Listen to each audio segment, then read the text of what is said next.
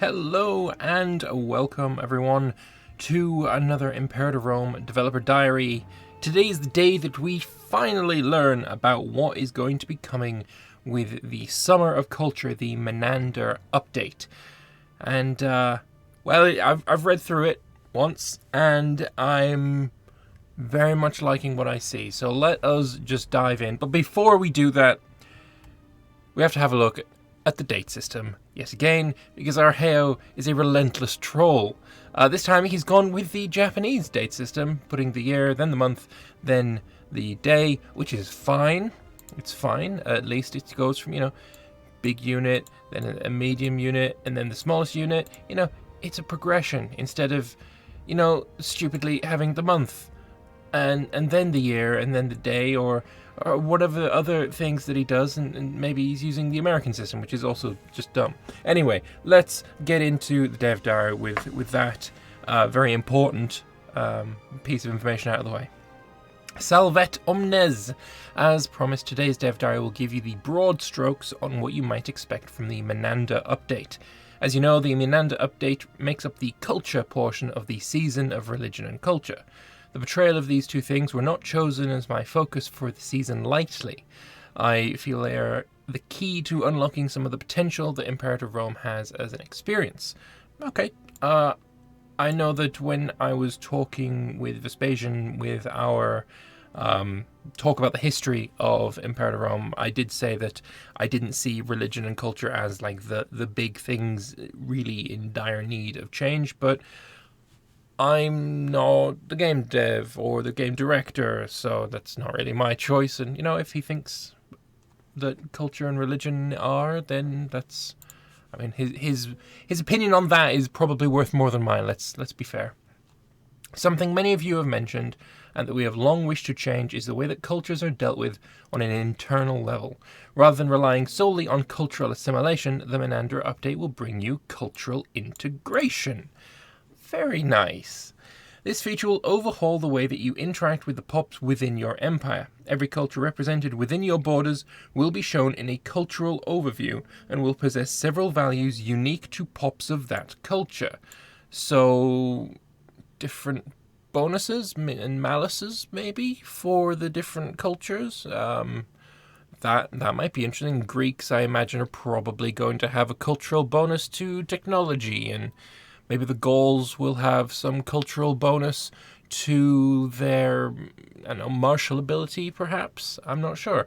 But it's certainly an interesting way of making cultures different. I am of the belief that people are people, and that cultural differences are relatively minor when it comes down to, what a human is, but culture is also where you're brought up. It's mostly that. So I guess if you're brought up in a culture that really values technology, like you were in Greece in this time period, then that definitely seems to be a fair thing to say, that cultural bonus to technology would be a good thing for the Greeks. That sort of thing. I can see that being okay, and certainly not. I can see some people thinking that this might be a touch racist. I don't think it is, but I can see that argument being made by somebody that isn't me. Anyway, you'll be able to limit the maximum pop type of a culture, preventing them from attaining citizenship, for example. This will, of course, affect the base culture happiness of pops belonging to this culture, increasing their likelihood of rising up in revolt. Legislating for the granting of citizenship to an entire culture will take time, of course, during which all manner of upset may be encountered. Of most importance, cultures will begin to act as the voice for your pops. Interesting. So, say I have some Gauls as Rome, and I don't want them to be citizens because they're just smelly Gauls. Well, they can become freemen. If they want to become freemen, they may become freemen. Maybe I've gone into, for example, Carthage. And Carthaginians, man, those Carthaginians, we fought so many wars together, and I hate those bastards. The maximum pop type of the Carthaginian culture is going to be slaves. They will all be slaves. Yeah, no, I can see a lot of flavor coming with this. This seems really quite interesting. Whether it's going to be the case that you want to just have the maximum pop type as citizens, and that'll be like the objective best way to go about it, I hope not. But it certainly seems like something that you can have a lot of fun with. The Carthaginians, man, slavery. That's just what they deserve, really, let's be fair. Or the other way around. Romans, you took a lot of slaves in your history, Rome, and now you are the slaves. I love it. It's going to be great. It's going to be great. Citizenship is not all fun and games, though. Pops with citizenship rights will count as a primary culture for all mechanical purposes, yet the number of cultures with citizenship status within your empire will affect the overall happiness of all integrated cultures. Just as Caesar went too far in bringing Gauls into the Senate, so too may you.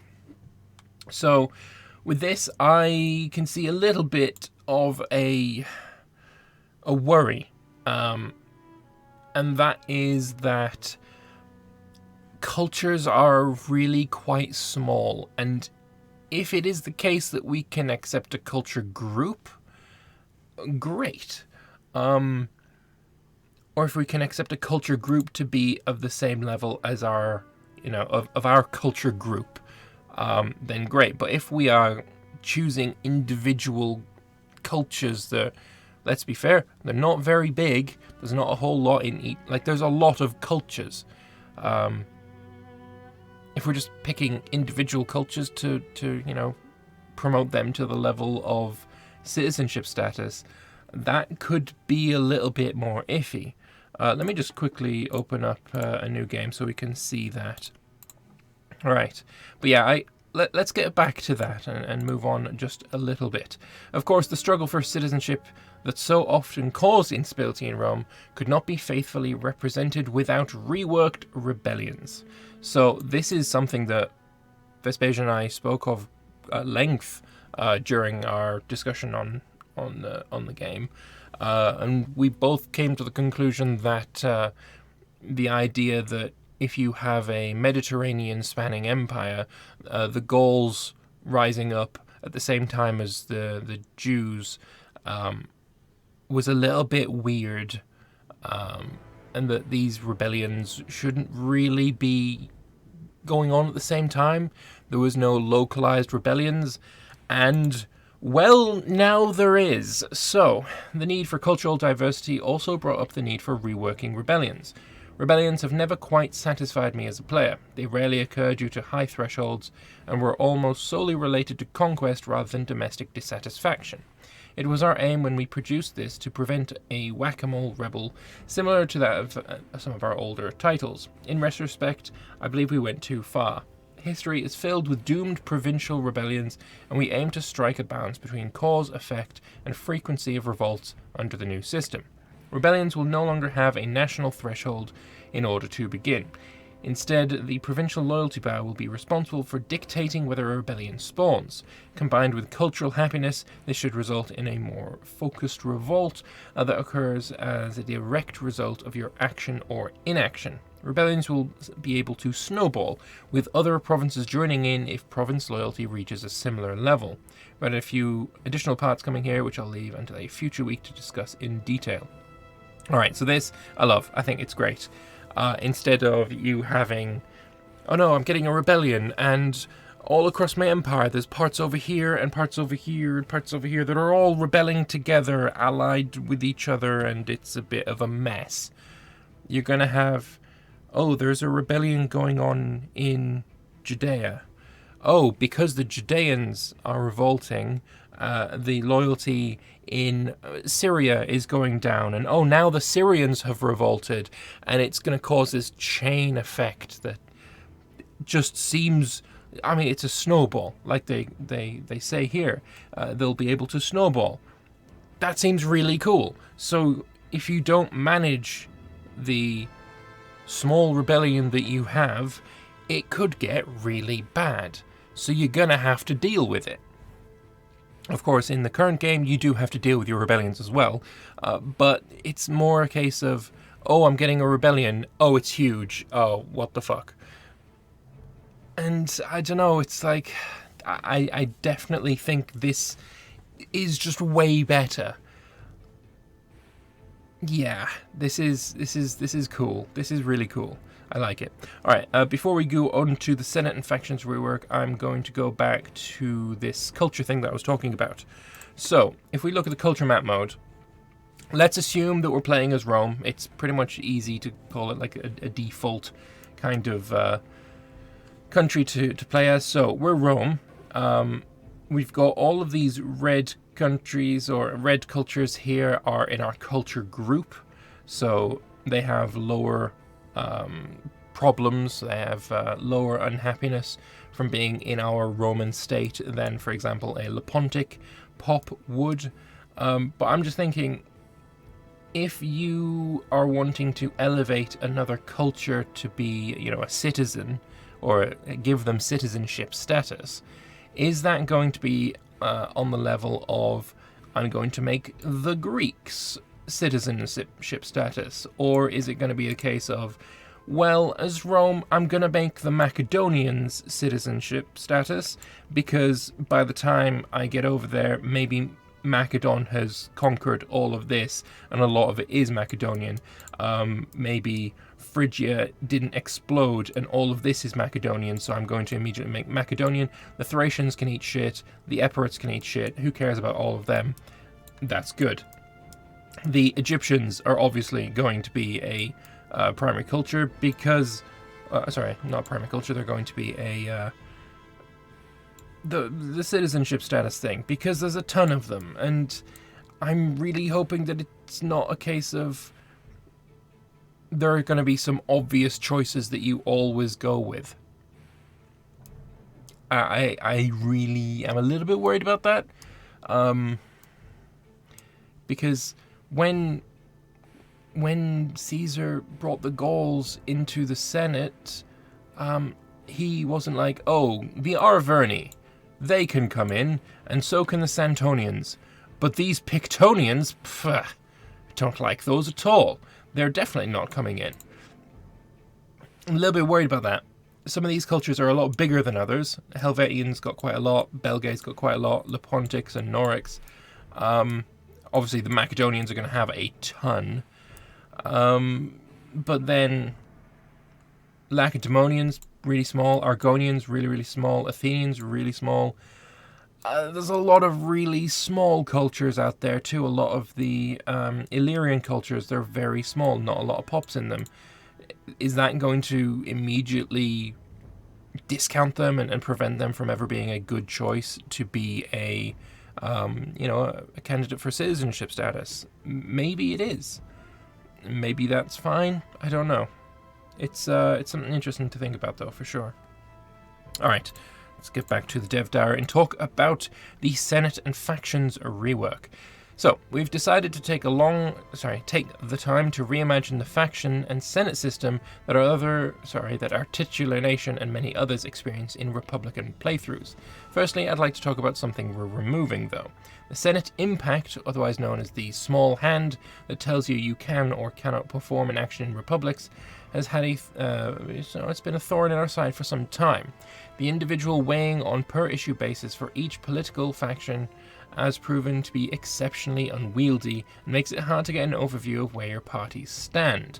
Yeah, the fact that people didn't realize that you had to click this button to see what all of this was, this coming up at all, and then you had to hover over the individual pieces, it was a bit... Well, like he said, it was unwieldy and not very user-friendly, and now that's going to be a lot better, which is great. So, instead, we're replacing this with an overall faction approval rating, which will not be weighted on a per-issue basis and which acts more as a vote of confidence in your rulership as a whole. From a design perspective, this gives us a lot more creative control when using events and systems, and should mean that factions can play a much more integral part in your gameplay experience, rather than having seemingly arbitrary opinions on certain things. As a related note, it'd be much more feasible to add unique factions to nations, government types, and even special interest groups that might appear or disappear at certain times. And now I'm going to just put a pin in this and head on down to the dev replies, because, well, obviously there's going to be a reply on this. So, someone asked, why not simply have families become factions in the Senate? That's been something that has been a suggestion for quite some time. Well, first of all, because factions mean we can do neat things like having the aforementioned populares and optimates enter the scene for Rome, so it looks like we're definitely getting a Roman Senate rework. We had a post from Arheo on the forums a couple of months ago asking about a potential rework for the Roman Senate, what people would like to see. And I'm fairly confident at this point that we're going to be getting, a unique government or unique flavor for Rome with Menander. That seems pretty likely at this point. Yeah. So, populares, optimates sounds pretty good. That's basically the reformists and the conservatives, if I remember my history correctly. Caesar was a populist, whatever, something like that.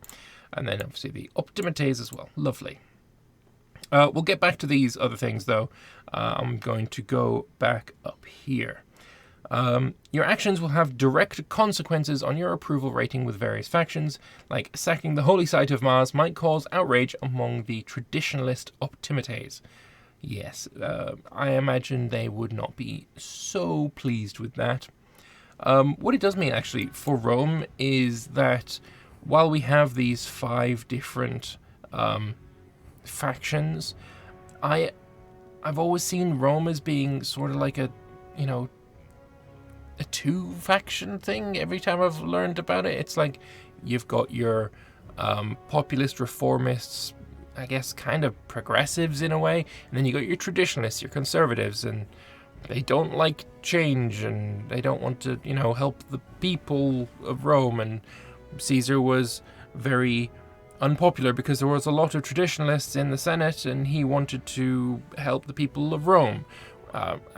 He helped the people of Rome so that they would support him. He was a populist, right? So, having 5 factions, I don't know if that really made a whole lot of sense for Rome, as I understand it. But I can also see the introduction of like a religious faction as well on top of that.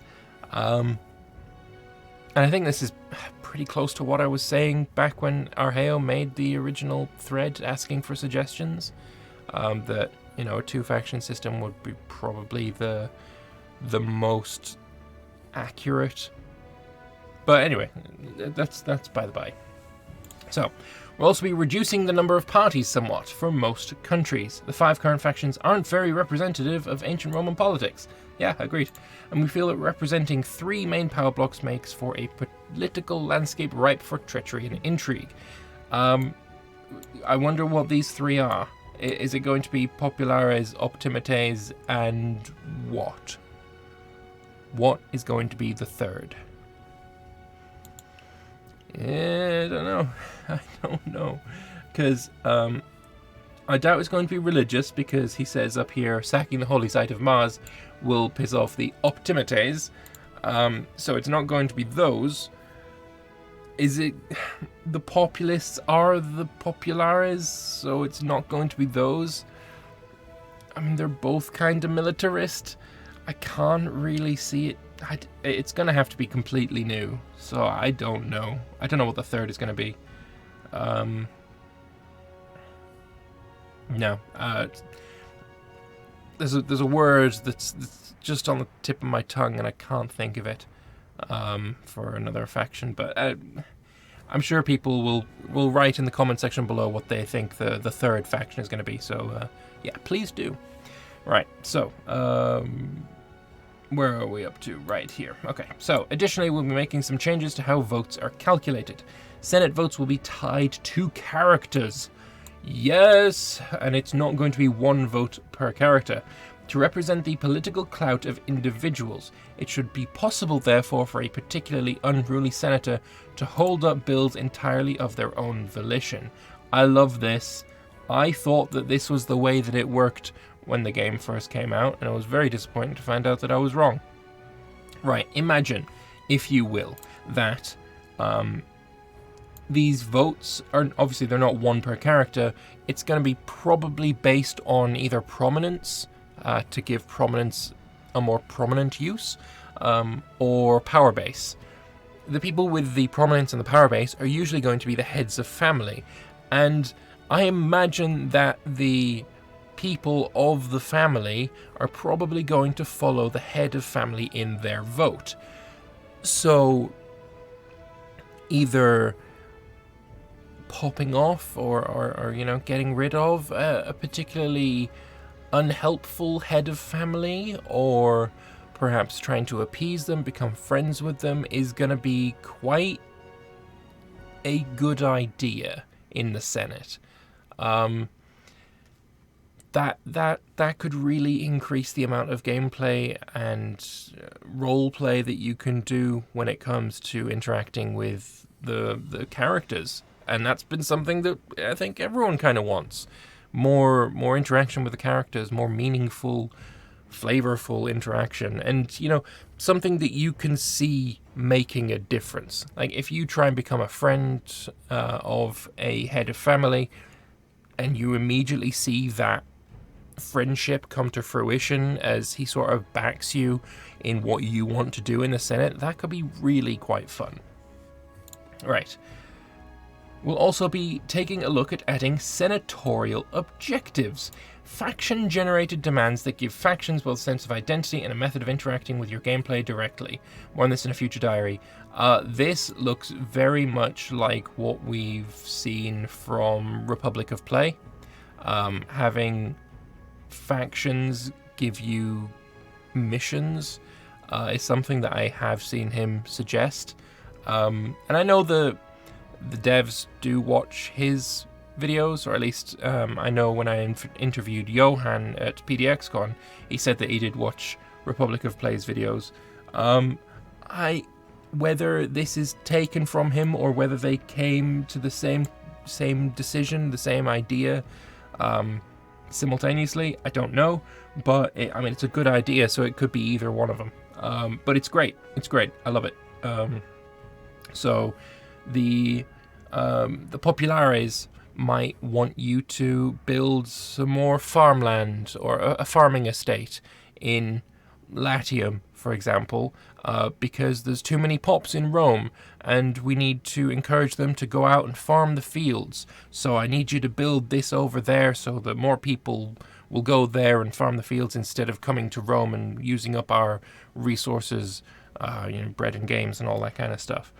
You do that, and you know, it'll make the Populares happy. But maybe the Optimates want you to do something else, and they'll give you a different goal, and you have to complete. Oh, it'd be so much.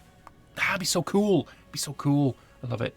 Maybe if they give you one objective or one mission every consulship. Like, that would be pretty cool. I'd like that a lot. I'd like that a lot. Right, now, on to subjects. We did have a little tease for subjects in the previous Dev Diary, showing, well, basically it showed this here, this tiny little bit of a screenshot, and it also showed that Cappadocia, Bambicia, and Commagene were coloured in Phrygia's colours, just slightly off. But now we're going to learn what that was all about. So, subjects will be receiving an overhaul in Menander. Ah, yes, love it. With the aim of making them more manageable, more potentially rewarding, yet less immediately powerful. Subject relationships will now have a linear subject type track from tributary to feudatory/integration. Every subject relationship will have a trust value, which will grow at a rate influenced by opinion, inventions, and obligations. Trust itself can be spent to enact obligations, change tithes, perform actions, or upgrade subject type to a higher level on the track. And also, this is a UI created by a game director, so not by a UI designer, so don't take it as a final product. Right, we'll actually read this part first. Many of the current benefits of the numerous subject types in the game will be converted to obligations, actions or toggles that can be performed on your subjects and which cost trust or trust growth. We'll be looking at adding a few ways for subjects to interact with their overlord too, but it's too early to tell quite how this will take shape. Okay, so immediately I'm thinking this is going to stop the annoying case of, oh, I've got a tribal vassal, and therefore I'm either going to fabricate a claim on him, break the overlordship, and then declare on him the next month, because that's pretty much what I do with every tribal vassal I have. It's going to stop that. Now you can just upgrade him into the next type of the next type of subject. If he becomes a tributary, well, tributary is on that track. I'm hoping that tribal vassal probably might be on that track as well. Maybe, hopefully. It's going to stop that from happening. At the same time, though, there were subjects that just weren't integrated. And I guess you don't have to integrate them. It's interesting, though. It seems like this is definitely very much focused on how the Overlord is going to get, more gameplay options. Not so much for how subjects will take, get an improvement. And subjects getting an improvement is sort of important, because playing a subject right now is honestly, it's kind of fucking shit. The goal is to break free as soon as possible, and there's not a whole lot of interactions that you can do for that. But a few ways for subjects to interact with their Overlord too. Yeah, that's going to be coming. I'm hoping, support independence, this kind of thing, could be in there. A way of breaking free while the Overlord is at war, because let's face it, if you as Athens are wanting to be free, literally the best possible time for this is while Phrygia is being occupied by the Seleucids. It's just logical that would be when you would do it. Having to wait until Phrygia is now at peace and then you can do it makes no fucking sense. So I'm hoping that that's going to be a part of this, subject interactions that we're going to get. As for what we got here, though, I quite like it. I do quite like it. Making subjects more interactable is good. Saying, oh, I want a little bit more manpower from you, and this is going to make our trust growth a little bit less, so I can't upgrade you to the next type of vassal. Is it a little bit gamey? Perhaps. Is it exactly what I wanted for subjects? No. But it's better. It's certainly better than what we've got. I will have a video on what I want to do with subjects and governors, because I feel like they kind of are the same thing, or they should be. I'll have a video on that at some point. I need to write a script for it, but the ideas are formulating. But otherwise, yeah, this is definitely an improvement. Being able to, say, yeah, I just want a little bit more men from you. That's kind of cool. It's kind of cool. I wonder if you're going to be able to prevent them from having troops at all. That would be interesting. But anyway, Frentania. Frentania is a Roman vassal, I'm fairly sure. Yes, they are. And Frentania here is a satrapy. That's very interesting. I'm not sure I'm entirely on board with that. Satraps were a very specific Persian thing. It's a bit weird. Is it not? Is that not a little bit weird? I think it's a little bit weird. Let me know what you think, though. Right. There'll be a host of other minor changes, tweaks, and additions alongside these flagship features, and I aim to cover those in a diary later on in the process. So I hope you like what you see here. We'll flesh out further details for each feature in upcoming diaries, but I hope this will be enough to keep you going until then. It is. It's certainly a good diary, and it has been a long time coming. I've been wanting this to know what is coming with Menander for quite some time, and now we do. So let's go back into the comments here, because we skipped over the other things. So, again, why not have families become factions in the Senate? First of all, because factions mean we can do neat things like having the aforementioned populares and optimates enter the scene from Rome. Second, in republics, minor characters also matter and even become consuls. Third, it means we can tie their approval to actions that make sense, like a party approving of doing something like confiscating land from greater families and wanting certain political goals as objectives. Lovely. Fourth, and most of all, since we're now tying faction votes to characters that are members of the party, we're opening things up like characters swapping party mattering, which would not be the case for families. That said, in the new system, it may well be the case that some characters, especially weak-willed or impressionable ones, will have a tendency to side with their head of family. Another nice side effect of trying to vote, of tying voting to characters, is that murder and sending people away, etc., will have an impact on how the Senate votes. This seems incredibly dictatorial and corrupt of you, Trin. Just saying, you are a little bit corrupt here. So some actions will still be limited by Senate votes, or is this tied to the new faction favor system? Approval determines if party votes for or against an issue. Votes determine on how much that decision of theirs matters to you. So you still need a Senate majority to do things, but the parties will now vote based on their past impressions of you, and the number of votes they wield will be tied to the characters that are their members. So it looks like, yeah, we're still not going to be able to declare war if most of the Senate says no, which I am fine with. I think that is actually a fairly decent system. It can be really annoying, but let's be fair, democracy is annoying and you should just be a monarchy. Yeah, there should be some drawbacks to giving people votes. That's just the case. It's just the reality of the world. If you're playing as like the spirit of a nation, right? In a monarchy, when you're playing as the spirit of a nation, the ruler has absolute authority, and if he wants to declare war, he declares war. If you're playing the spirit of a Roman republic, the consul doesn't have absolute authority unless he becomes a dictator, which you can do. You're going to have the Senate approve of things that you do, otherwise why bother playing a republic? Just go and fuck off and play a monarchy, right?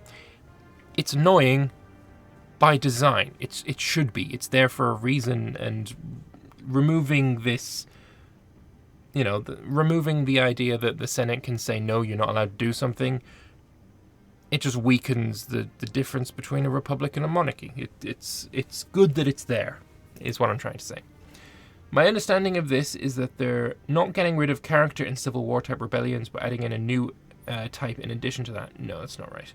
So, in 1.3 we have rebellions, which are whole culture groups to declare independence once and go to war, and civil wars, which is when disloyal characters try to overthrow the government. Civil wars will remain unaltered. The changes coming will make rebellions a local affair, albeit one that might snowball. Separatists coordinating across your entire empire just did not make sense. Sometimes people will take up arms even if their cause is doomed. Yeah, the Jewish rebellion in Rome, for sure. I'm fairly certain they knew they were doomed, but they had to do it anyway. This also means you may actually see more rebellions in the first place, since they're less of a game-ending thing. Yeah, no, totally fine with all of this. I know for myself that I definitely would see more rebellions if it wasn't a case of needing to get a threshold in the entire empire. Late game, you have so many pops of your own culture that can never rebel, that no matter how much land you take or conquer, there's no way to take enough of it to spark that rebellion in the first place. It becomes a complete non-issue the larger you get, which is kind of antithetical to how it's supposed to work. So yeah, no, I think this is a great new system. I'm very much looking forward to it. But I would like to know what your thoughts are. Do you like what we see here with Menander? Do you think the changes are good? I am very optimistic. I like pretty much everything I see here, with very few reservations. I'm looking forward to this. Can I have it now, please? But let me know what you guys think. Is there anything that you think is missing that you really think needs to be in a culture rework? Because remember, this is the summer of culture. This Menander update is supposed to be about culture and the way that culture works. So saying that, oh, but warfare needed this and this. Well, we're getting the autumn of war. Trade is one that I've said quite a few times I think needs a rework, but it needs a rework on the scale of a seasonal update rather than a minor piece of another season's stuff. So for culture and the small minor tweaks, is there anything that you think should be added into the Menander update and the probable DLC that we'll get there as well? I would love to hear your thoughts, so pop them down in the comment section below. If you like the video, click a like button. If you want to keep up to date with all Imperator Rome news and updates, subscribe and bell and all that kind of YouTubey crap. And yeah, thank you all very much for watching, and I will see you guys in the next one. Bye-bye.